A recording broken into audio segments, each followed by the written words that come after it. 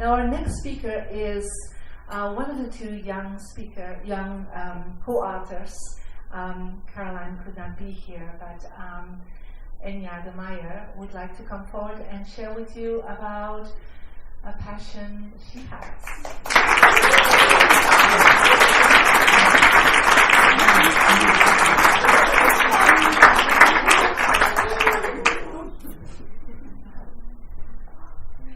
Hello, my name is Enya Demeyer. I am the co-founder of ATL Junior and the daughter of the lovely Marie Diamond. In the book, I decided to write something that I was very, very passionate about, which is women's rights. So, without further ado, let's just begin. Men and women, born on the same earth, walk on the same land, live the same life, and die on the same ground. But why is one still being treated differently to the other?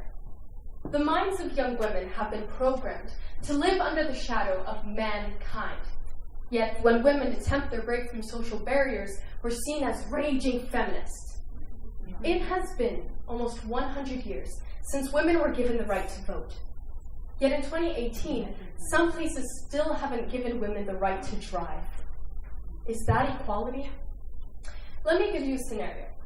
Imagine you have just had an interview for the job of your dreams. Excitement, nervousness, hope. Anxiously, you wait for the phone call. You get the phone call. You answer it. So many thoughts are running through your head.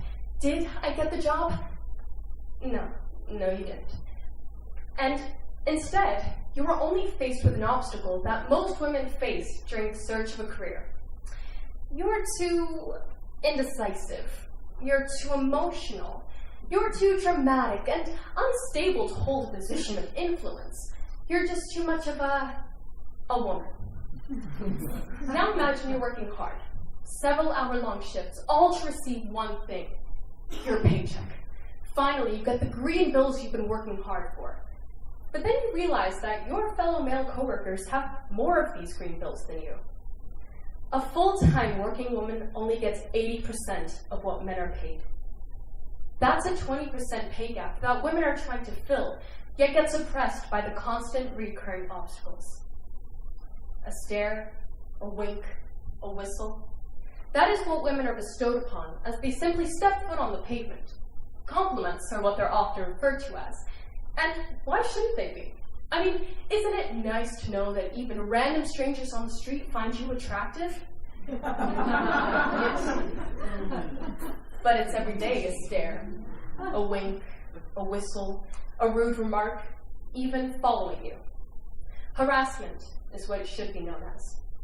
I myself have fallen victim to this countless times, but let me tell you one that really stuck with me. I was walking down the street in a floral dress, completely minding my own business, when suddenly an orange Lamborghini slowed down to a walking pace right beside me. Naturally, I start to panic. But I give them the benefit of the doubt, and I think, well, maybe they're just asking for directions. No, they weren't. The man inside the vehicle rolled down his window, and him and his friend beside him started hollering things at me, such as, "Hey, pretty lady, get in the car, we'll show you a good time." Yeah, let that sink in. According to my deduction skills, these were two 40-year-old men. I'm a 15-year-old girl. And I'm not alone. 99% of women have been the victim of catcalling. That includes your favorite female celebrities, your mothers, your sisters, and statistically speaking, most of you as well.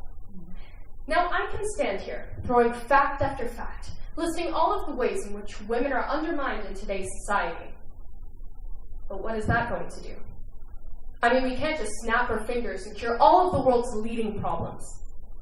But we can do something. Education. See, some believe that the main reason as to why women are being suppressed is purely because of men. But of course, that's absurd. Women are also capable of hate. So let's not only teach the boys, but the girls wrong from right. He for she. Teach them respect, tolerance, consent. Because to teach this generation is to teach so many future generations to come. After all I've said, I'm not asking you to suddenly blossom into a feminist, burn your bra, and passionately protest for equality. I ask of you to consider, process, and reflect on what I've said.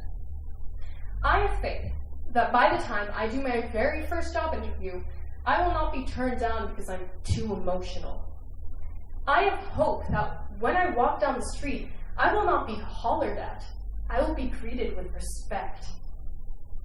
And I have confidence that whether male or female, you will promote equality. Thank you.